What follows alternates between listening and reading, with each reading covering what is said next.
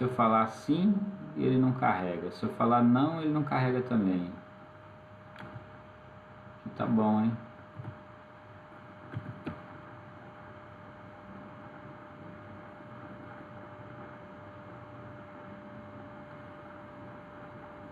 Eu vou ensinar um outro negócio para vocês, que é assim, como é que eu carrego um Delphi limpo, sem ter que instalar ele? É legal essa? Deve passar algum parâmetro no executável, né? Aqui, ó, você vem e coloca aqui "-r" e o nome da instância que você quer criar. Então eu vou fazer aqui, ó, vou colar um cara aqui. Vamos copiar aqui, vamos colar um cara aqui do lado. Colar. Tá gravando?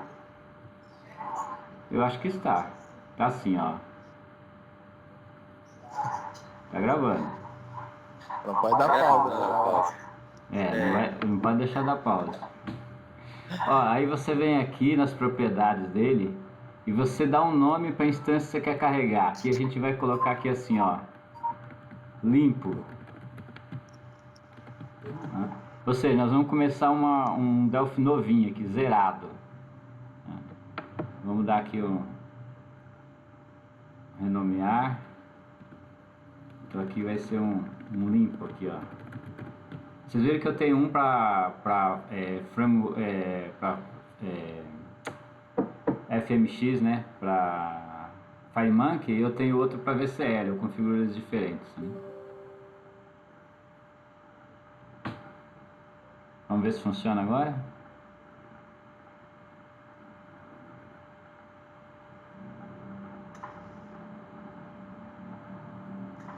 Beleza. Mas olha o detalhe, agora eu não tenho nenhum componente, tá? Mas para aquilo que nós queremos aqui é o bastante. Vamos pegar o nosso exemplo de ontem. Esse exemplo é aquele exemplo que está lá no JIT, lembrando vocês. Era o 12, né? O 12 ou 13?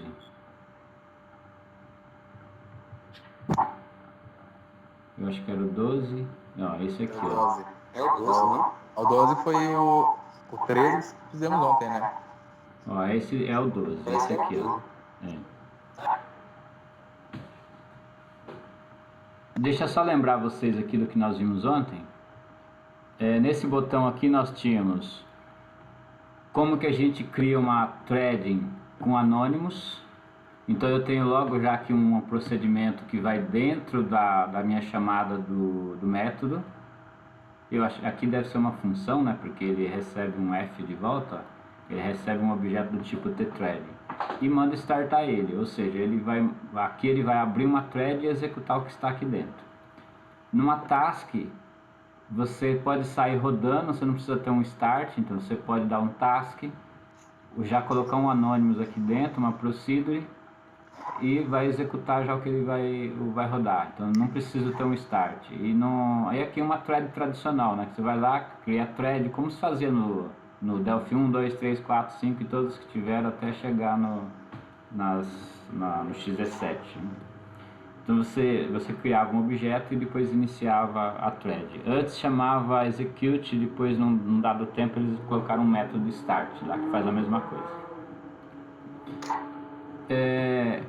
Nós temos aqui também uma task pura, então a gente viu assim, ó, como que eu crio uma task, uma segunda task, ou seria talvez antigamente uma outra thread. Então eu tenho um processo rodando, um segundo processo, um terceiro processo, e aqui no final fico esperando todos eles terminarem. Lembra que a gente tem a possibilidade de ter aqui um timeout aqui, né? É um dos parâmetros, não é obrigatório, mas é um dos parâmetros que você tem, que pode rodar um timeout ali. Bem, nessa sequência, aí nós temos os if-futures. Qual a diferença de um future para uma task? É que um future ele é uma função que vai retornar alguma coisa.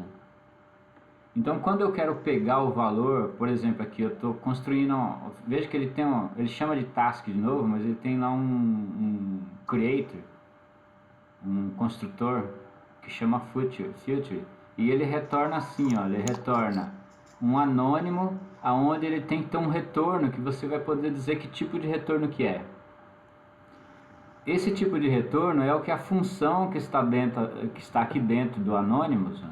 Essa função do método anônimo, é o que ela vai retornar. Então ele está retornando booleano porque aqui está booleano. Então o f que está aqui tem que estar coerente com o retorno. Isso significa assim que quando eu posso mandar rodar aquela task e posso ficar esperando pegar um resultado dela de volta. Então quando eu entro aqui nesse if, ele vai esperar o Future terminar a execução, porque ele quer saber qual o resultado daquela operação que vai rodar. Então é uma outra maneira também de você executar e ficar esperando o resultado dela. O restante ele é parecido com uma task comum, quando a gente fez um task create lá. Mas uma das coisas é que ele retorna e outra é que ele já sai rodando, não tem um start aqui, ó. Então vamos fazer aqui o seguinte, ó. Se alguém tiver alguma dúvida aí, já pode começar. Enquanto eu estou digitando aqui. Ó, vamos colocar um looping aqui dentro. E vamos tentar fazer alguma coisa nesse looping aqui, ó. Que a gente tem aqui uma mensagem, um MSG. Tem um método ali chamado MSG que ele só recebe um parâmetro, só mais nada. Que aqui é um looping. E vamos colocar aqui o contador. Vamos ver se isso aqui vai dar certo, né? Ou seja, o que eu estou dizendo para vocês é que quando ele chegar nesse if aqui, ele tem que esperar isso acabar. Então,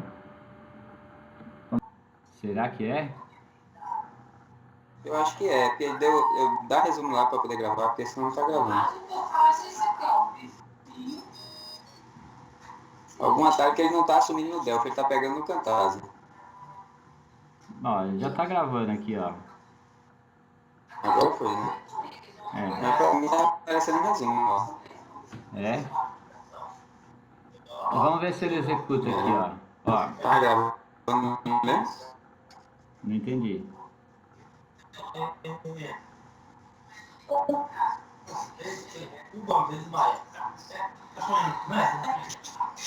Posso continuar? Pode, tô vendo aqui. Pode ser. Beleza. Vamos ver então se a gente consegue aqui, ó, pegar esse ok ou esse falhou aqui, ó. Vamos ver se isso aqui dá certo. Ou seja, eu quero que isso aqui fique executando. Eu só vou pegar se é ok ou falhou se retornar true. Enquanto não retornar true, ele não é para ele voltar.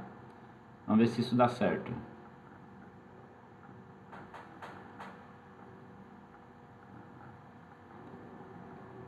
Cadê o ok e o true aqui? Ah, o ok já está aqui em cima. Ele estava executando ainda, então não é muito bom, né? Agora, quem é que disparou primeiro? Será que o ok está antes ou será que o looping está antes? Olha só que incógnita legal, ó. Porque lembra que quando eu estou fazendo um message aqui, esse MSG, eu estou colocando numa fila, ó. Tá vendo a fila aqui? E isso faz com que não necessariamente o ok veio depois, veio antes daquelas contagens. Talvez se eu pegar isso daqui e retirar isso da fila, lembra que a gente viu isso ontem também, aqui, que a gente tem... Ele tá pegando o Camtasia. deve ser mesmo, viu? O atalho deve estar matando, né? Deve ser o F9, né? Mas eu não estou nem usando F9, que eu estou usando aqui a tecla direto.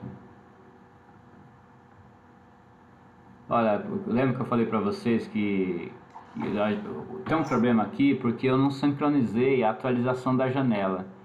Então esse memo 1 que está aqui, tem duas threads chamando ele ao mesmo tempo. E isso faz com que ele viole a thread principal. Lembra que nós discutimos isso ontem? Porque não está sincronizado. Então você vê que ele vai reiniciar o Delphi aqui, vai apagar tudo. Ou não? Bom, não morreu não. Então essa fila que está aqui, ó, eu já não consigo fazer. Né? Eu tenho que ter, porque ele tem que sincronizar. Então vamos tentar escrever isso aqui um pouco diferente.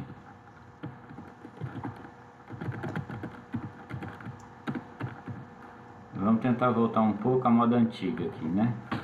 Para ver se dá certo. Vamos ver se vai parar agora.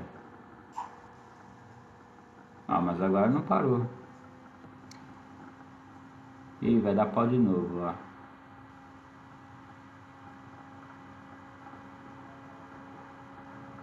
Vai dar pau de novo, porque ele vai violar de novo a thread principal.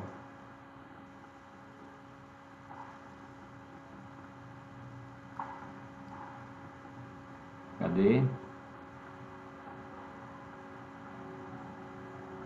Bom, nem entrou. Não, isso aqui não vai dar muito certo não. Vamos ter que pensar em outra coisa aqui para conseguir fazer o teste. Então vamos explorar um pouco mais, ó. Eu posso criar um bloqueio manual dos processos. Antes você tinha um semáforo que você poderia fazer com critical session, que chamava. Que você dizia assim, ó, eu estou dentro de uma sessão crítica e não pode entrar dois processos rodando ao mesmo tempo. Isso no paralelismo, eu não sei se foi com o XZ7 ou se isso veio antes, talvez até tenha vindo antes.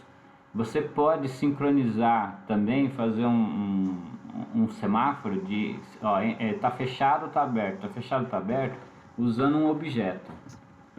Então eu posso assim criar um objeto direto.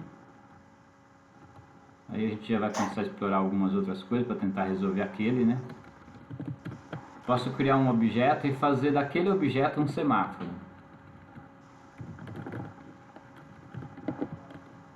Isso também são coisas mais recentes. Vamos colocar... Nesse caso aí, marido, ele só pega no T-Task ou pega também no Thread? Do lock? Você tá falando do lock? Esse semáforo aí, você tá falando isso? Ele funciona em qualquer coisa. Não depende necessariamente de você ter uma thread ou uma task ou qualquer outro paralelismo. Esse é um recurso de semáforo do Pascal Delphi mais recente, né? E você pode pegar e usar esse objeto para fazer o controle de semáforos. Então eu posso pegar isso daqui, veja, porque eu estou tentando colocar esse cara aqui para não violar a escrita dele, né? Então eu posso fazer o que aqui, ó? Um T-monitor, Enter. É Enter mesmo? Enter. Vamos ver se é isso. A hora que terminar,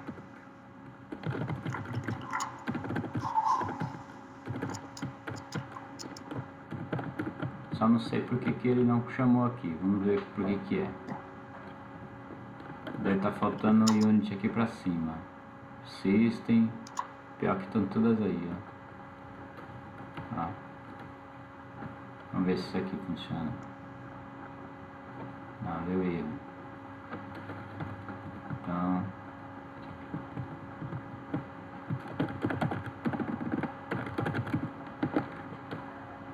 olha a mancada aí, ó. Isso significa que ele tem dois objetos T-monitor, e um tem no System e outro tem em outra Unity.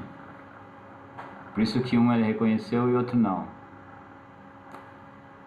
Isso aí é mancada pra... mesmo assim, ele não me deixou entrar, tá vendo? Mas agora eu posso colocar aqui aquela fila. Agora dá para fazer isso. Porque ele está controlando a entrada. Ele vai ser obrigado a entrar e sair agora.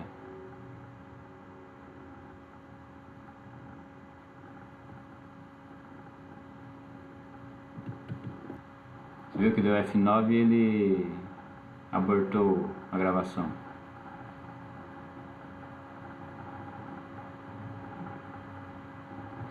É, mas não resolveu não, ó. Meu ok ainda está aqui em cima, ó.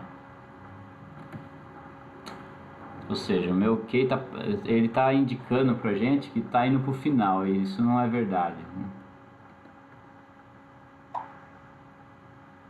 Vamos ver se a gente acha aqui o ponto.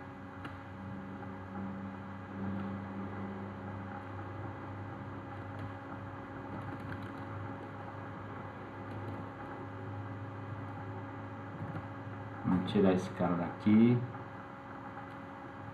Vamos colocar um sleep aqui para ver.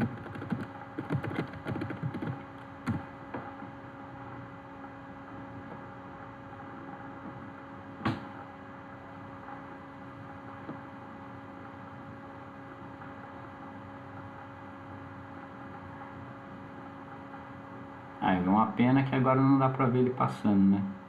Ó. Por que ele demorou assim? Demorou porque ele estava executando, né? Vamos ver se a gente consegue fazer ele parar aqui, ó.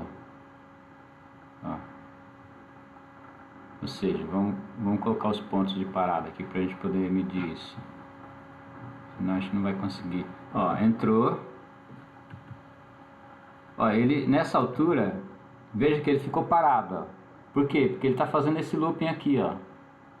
Ele tá rodando esse looping. A hora que ele terminar, ó, agora que ele foi pro OK. Ficou mais claro aí agora? Veja que ele só despacha o retorno da função dessa thread do future depois que terminou. Então ele vai passar na última fase aqui e vai retornar true. Aí o true vai passar para o OK.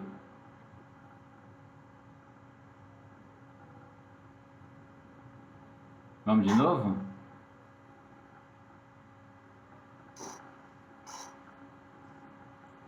Ó, passamos lá no looping. Nessa altura a gente está fazendo o looping aqui, tá? Ó o looping acontecendo ali, ó.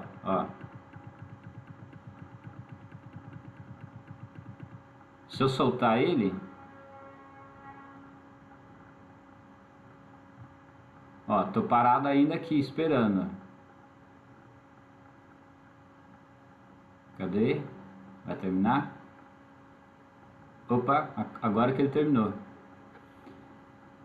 Então o que eu estou querendo dizer para vocês é o seguinte: por que ele é diferente de um task.create lá que retorna uma interface e-task? Porque o e-task ele sai rodando e você não fica esperando resultado nenhum.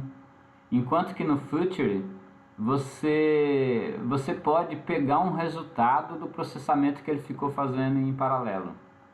Então você tem uma thread que fica aguardando e tem uma outra que está executando em paralelo. Essa é a diferença fundamental de future e task, né? De interface future e task. Pergunta? Ó, marido. Sim. Esse que você fica esperando, qual seria uma aplicabilidade boa com o banco de dados na questão do mobile?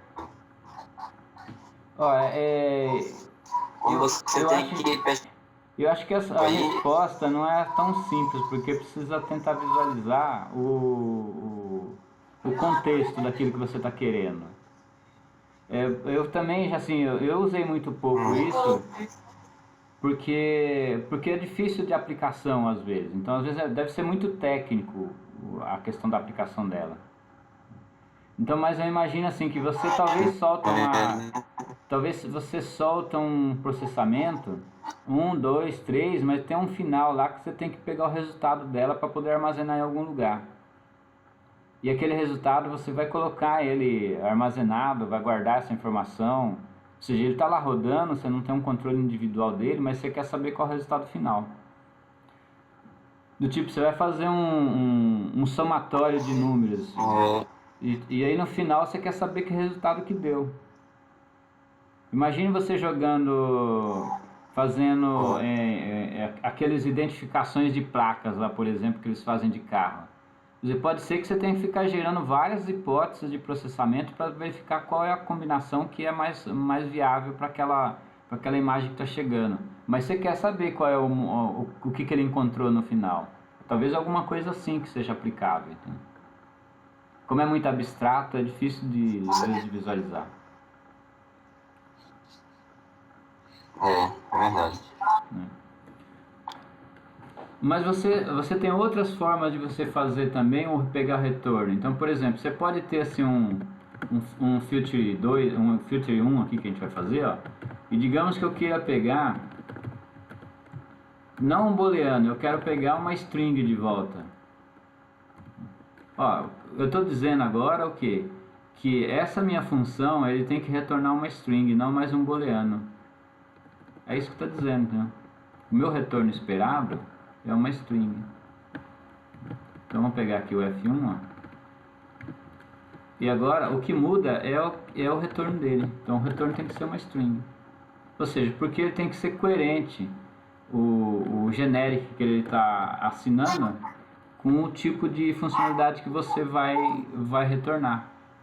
E vocês vão ver que na hora que vocês começarem a entender essa aplicação de generic, você tem outros usos para essa notação, que você passa o tipo de generic que você quer ter de retorno. Olha que curioso. Só que agora o meu retorno é ok. Tem que ser um retorno de string. Se eu deixar aqui o booleano, vai dar erro. Porque agora eu tô dizendo assim, ó, que eu estou esperando um retorno string, ó, tá aqui, ó, incompatível, o tipo incompatível, porque eu estou esperando que o retorno seja string e ele está retornando um booleano, então aqui está errado. Ele tem que esperar um ok. Ou seja, agora a minha mensagem vai ser o F1 value, que vai estar escrito ok lá dentro. Então ele vai executar e vai ter que retornar um ok. Como esse ok aqui vai estar igual ao outro, vamos colocar um negócio diferente só para que não seja igual. Agora nós vamos ter dois oks, né? Nós vamos ter um com aquele traço e vamos ter o outro. Vamos ver se vai dar diferença nos tempos. Ó, um já passou. Ok. Segundo. Está executando, está fazendo o looping do segundo filter. Retornou. Olha lá. Ou seja, você vê que ele fica de fato esperando o resultado. Né? Enquanto que se você estivesse usando uma task, você teria que colocar um wait for lá, né? É aqui, né, que nós temos, né? Ó, você teria, se fosse task, você teria que mandar ele ficar esperando terminar. Então a forma de você pedir para uma task terminar é com wait. Só que aí você fala assim, mas como é que eu pego o resultado de uma task? Não tem. Você precisa de um filter para fazer isso. Se eu quiser saber qual é o resultado dessa task 3 aqui, ó, desse F3, não tem como pegar. Então por isso eu preciso de um filter para isso. Vamos às dúvidas?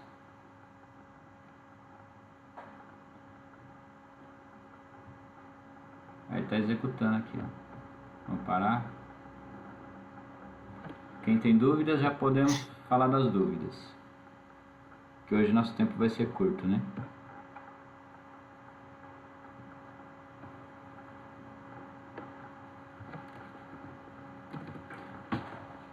Como ninguém perguntou nada, ó, um outro tipo que eu posso retornar, ou seja, eu posso na verdade retornar qualquer tipo de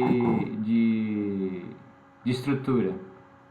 Então aqui eu tenho um atributo. O que é um atributo? Um atributo é um recorde que tem nome e ordem. Então eu estou dizendo assim, ó, eu quero que processe, faça aquele processamento, mas retorne para mim o quanto é que veio de volta nesse atributo. Então eu digo, eu faço a minha assinatura dizendo assim, o meu ifilter vai retornar um t-atributo. Venho aqui e digo assim, olha, meu filtro vai trabalhar com t-atributo, vai retornar então, olha ele aqui, result nome, result ordem. Quando ele chegar aqui embaixo, ele vai mostrar, retornou 9999. Vamos ver isso funcionando.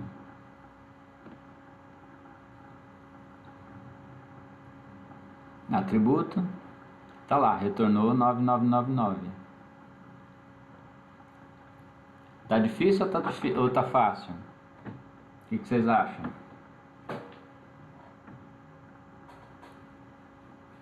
Eu estou tentando assimilar ainda.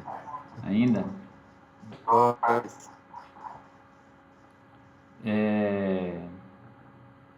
O que é difícil de entender? Esses atributos que estamos passando aí como generics, que ele fica aguardando, você não tem dúvida, né? Não. Isso matou. Tranquilo? Tranquilo. Então, talvez a tua dúvida esteja em relação a como que o generic trabalhou com essa função e atribuindo esse tipo de estrutura para ele retornar, né? Então, na verdade, assim, a dúvida talvez esteja mais não por conta do processamento paralelo que está aqui, mas em função do Anonymous que ele está empregando aqui. Não, Anonymous não, do generic, né? Aqui é um generic, que ele está interagindo com esse Anonymous que está aqui dentro, né? Talvez seja isso, né? Talvez isso que é difícil de entender no começo, né? Eu acho que é por aí, viu? É por aí, né? Então, aí nós temos que fazer o quê? Nós temos que reforçar um pouco essa interação do Anonymous, de como que ele trabalha um método.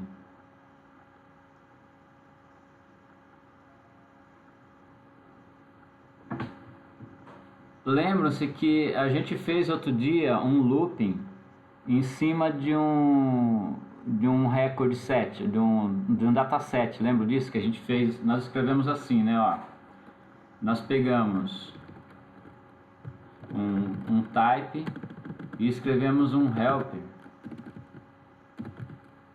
dataset helper.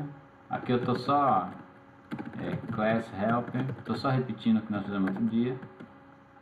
For t dataset, lembram disso? Sim. Sim.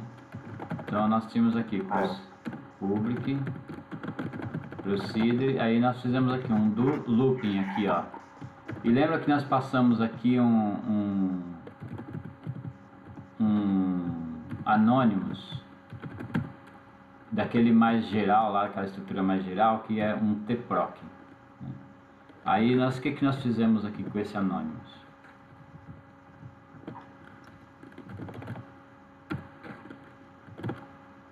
Vou só repetir o que nós fizemos para a gente poder tentar fixar essa questão do Anonymous, porque é ela que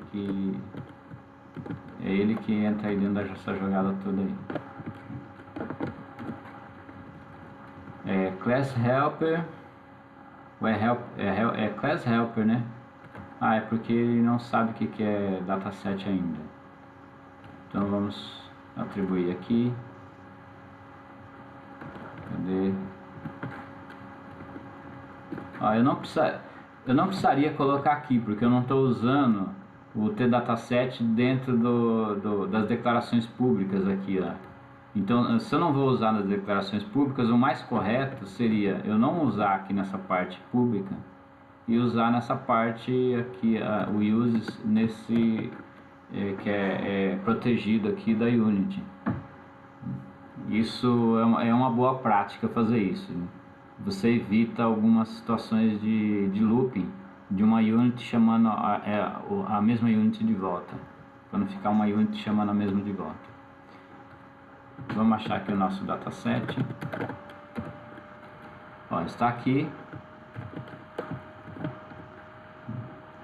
Então o que nós fizemos aqui nesse dataset? Nós fizemos um looping onde nós tínhamos um bookmarking aqui. Lembra disso?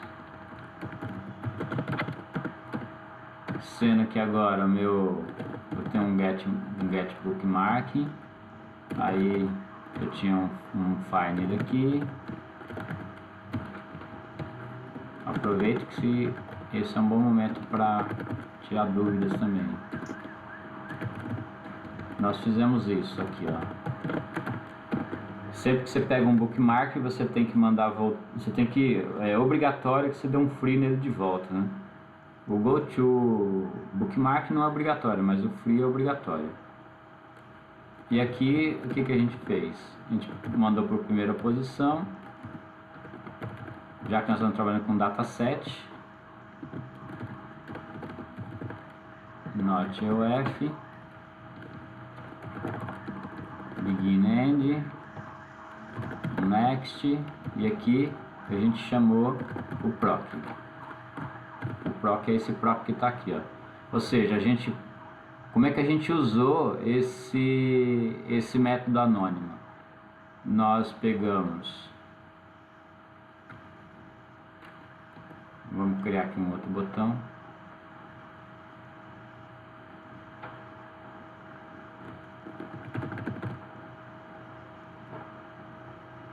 Tudo é feito ao vivo, então alguma coisa vai falhar aqui, né? Quando eu tenho agora um dataset, aqui pode ser uma query, pode ser um dataset qualquer, tá? Qualquer tipo de query ali, ó. FD, se eu colocar FD eu vou precisar criar ele lá.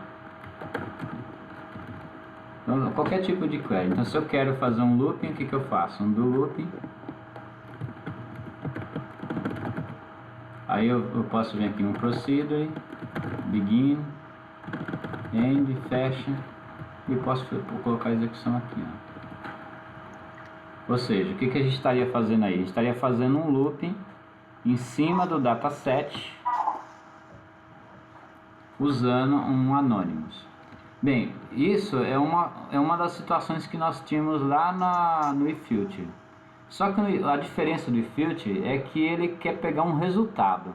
Então ele quer que retorne alguma coisa. Ou seja, eu tenho que retornar um tipo. Bom, para retornar um tipo, eu já não poderia escrever dessa forma. Ó, ele está reclamando aqui porque a minha declaração está fora do ponto. Ó. Vamos colocar para cá. Ó, ele já não está reclamando mais. Se fosse um contador, eu teria aqui um contador aqui.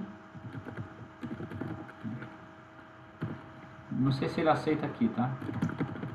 Mas, ó, vamos ver se ele aceita isso aí.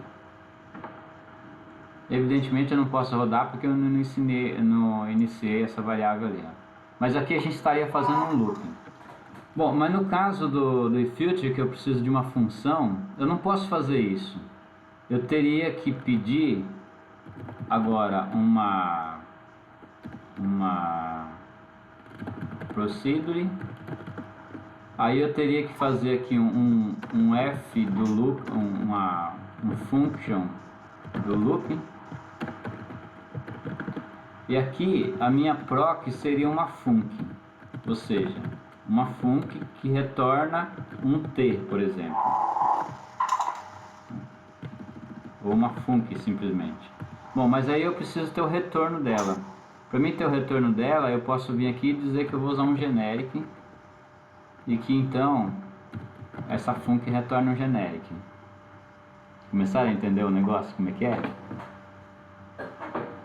Olha só, então o que o Future fez foi isso. Ele diz assim, ó, eu aceito um generic e eu vou retornar aquele generic, o mesmo tipo.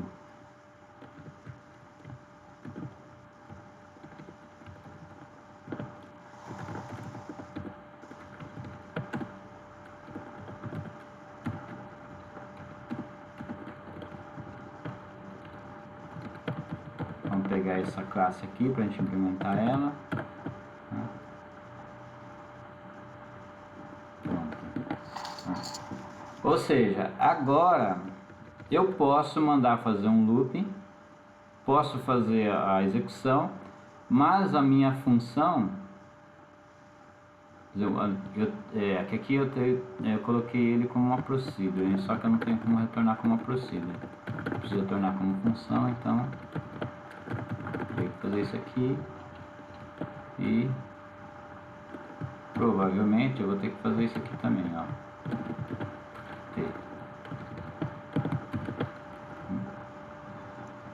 Vamos ver se isso aqui dá certo. Agora o meu result é igual a um function. Ó, eu não preciso. É que eu tenho o primeiro e o segundo parâmetro, então aqui é meu function. Deve ser só isso, só. Ó, passou, tá vendo? Bem, agora enroscou tudo, né? Como é que usa isso daí? Agora eu posso dizer da seguinte forma, aquele looping lá. Então vamos deixar isso aqui de lado. Segundo looping aqui, ó. Eu tenho agora um retorno, que é uma função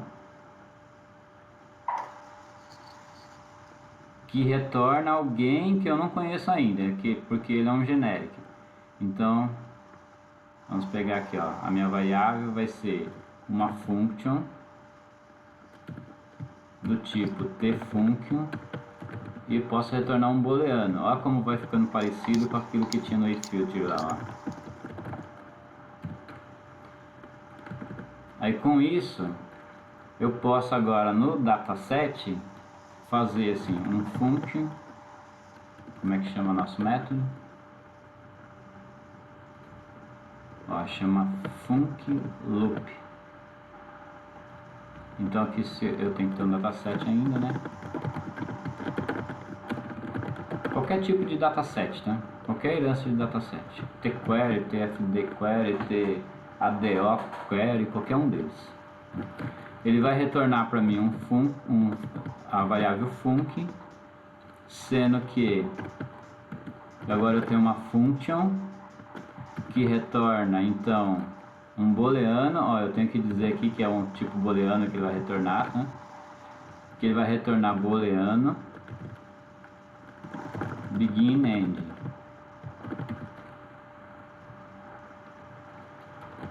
Por que deu erro aqui? Porque eu não coloquei que ele é um DS.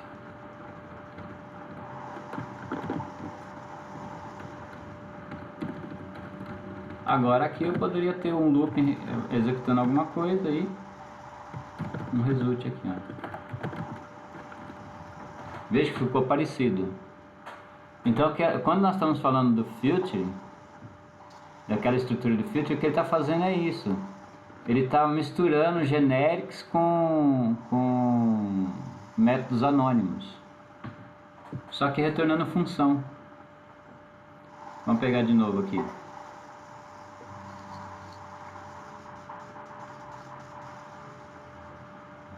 Ó, então o que ele fez? Ó, você declara uma interface, a interface retorna um tipo de generic, que é booleano.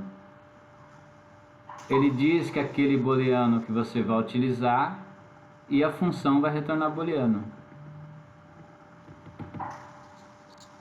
voltando naquela mesma estrutura. Então aqui no func do loop, ó, ele declarou qual é a função, que tipo que vai ser passado, que jeito que vai retornar a função e o retorno dela, que é para eu poder obter ele na função. Então esse t que está aqui é o retorno dessa function. E esse t que está aqui tem que ser do tipo desse t que está declarado aqui no do loop function, no function do loop. Piorou ou melhorou?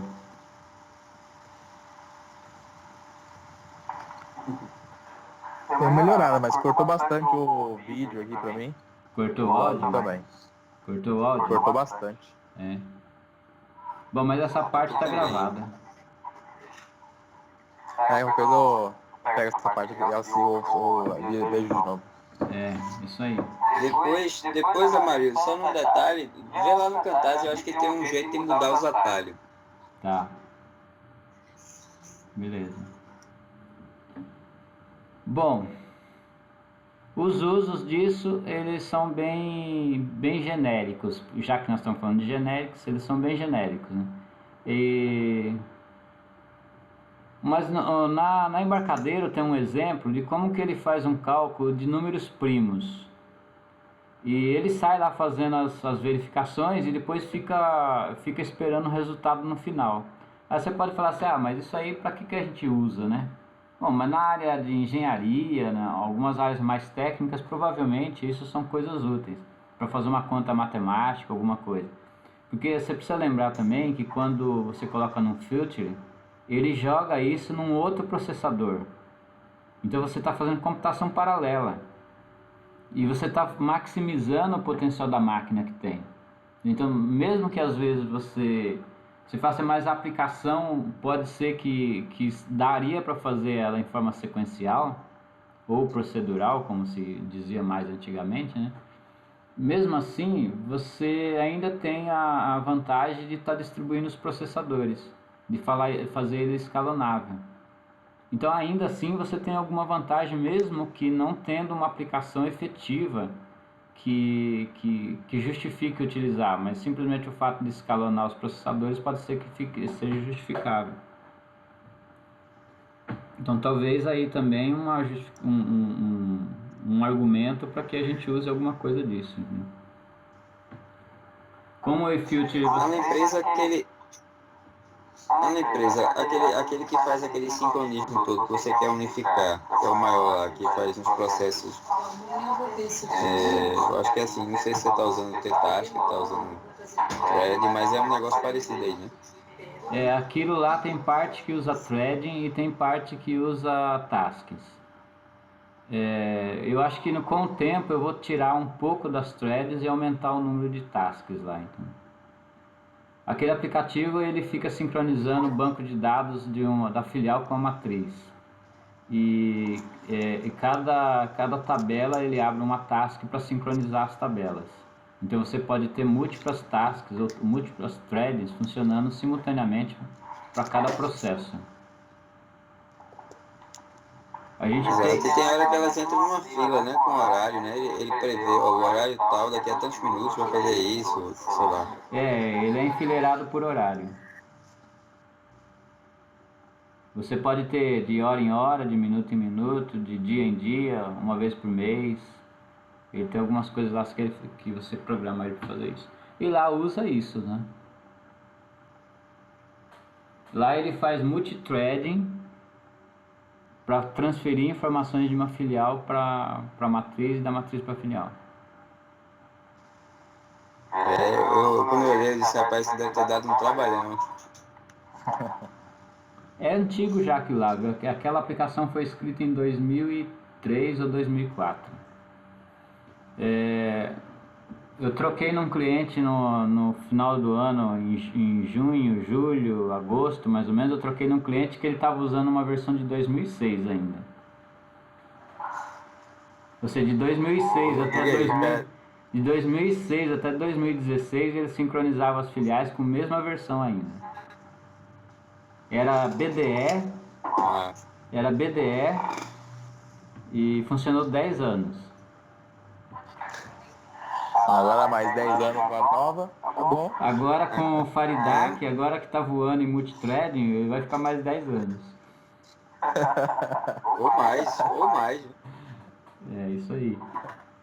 Aí esse caso entra no lema lá. De 10 anos, melhorou, piorou.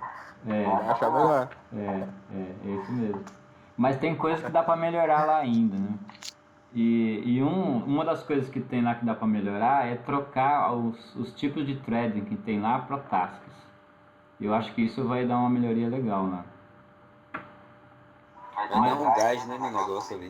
Mas é complexo um pouco, porque lá ele faz o controle de quando que a thread terminou para não deixar uma segunda thread no mesmo job fazendo, né? Não pode ter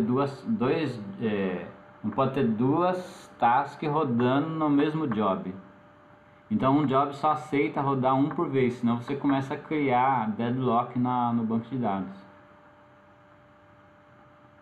Então não é muito simples trocar, entendeu? Deadlock é aquelas travas que ele dá no banco, né? Porque tem outro negócio trabalhando, né? Deadlock é porque tem alguém atualizando e veio outro fazer a atualização antes de terminar o primeiro. Antes do primeiro liberar. No mesmo registro, é? No mesmo No mesmo registro. registro, é? No mesmo registro. Bom, senhores, nós já estamos terminando. Passou rapidinho, porque hoje o tempo foi curto. Nós não conseguimos começar logo de cara já trabalhando, né? Mas enfim, ainda falamos de Future ainda. Legal. Bom, Beleza. O que está previsto assim para amanhã? Existe ainda alguma coisa para falar sobre isso ou é outro assunto? então, nós temos ainda um objeto que chama, uma classe que chama T-parallel, é de paralelismo mesmo, que a gente também precisa falar. E isso é bom que a gente fale, porque a gente, conforme a gente for repetindo mais vezes essas questões dos anônimos, dos genéricos, a gente vai fixando mais, né? Então nós temos que repetir isso muitas vezes para poder fixar. E como tem muitas possibilidades, então a gente precisa ficar repetindo. Ok. Então, Ok. é amanhã. Isso aí. Se alguém tiver dúvida ainda, Amanhã. pode aproveitar. Então, boa noite para vocês. Boa noite, até amanhã. Bom Boa noite a todos. Bom descanso, até amanhã. Até amanhã. Boa noite.